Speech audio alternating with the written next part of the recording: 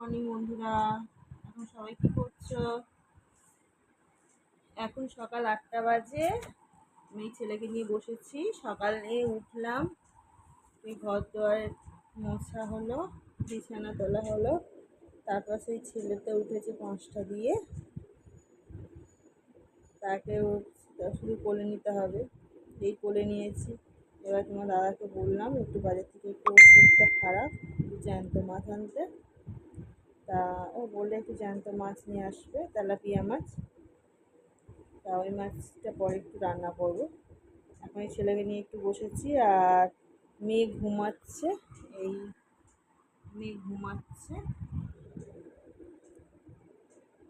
ও স্কুলে যাবে, আন্টি আসবে এখন পড়াতে, স্কুলে যাবে। তারপরে ওর জন্য একটু টিফিন বানাবো এখন। মেয়ে উঠলে ছেলেকে মেয়ের কাছে দেবো, দিয়ে তারপর আমি টিফিনটা বানাবো। তারপরে টিফিন বানিয়ে তারপরে ছেলেকে খাইয়ে টাইয়ে আবার রান্নার দিকে যাব। আর দেখো আমার ছেলেটা, দেখো ছটফট করছে।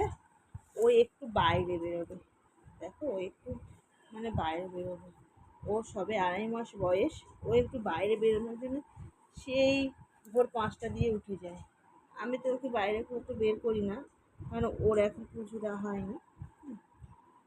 পুজো হয়নি এখনও, মুখে ভাতাও হয়নি, কিছু হয়নি। ওই জন্য ওকে এখন বাইরে খুব একটা বের করি না, মাঝে মাঝে একটু বের করি, ও দাদু নিয়ে বেরো।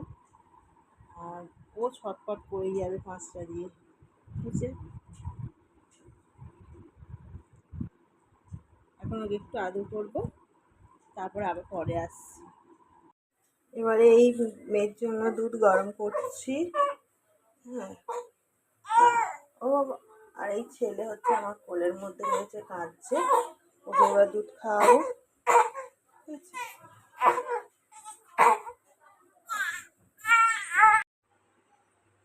এবার আমি এই পটল কেটেছি,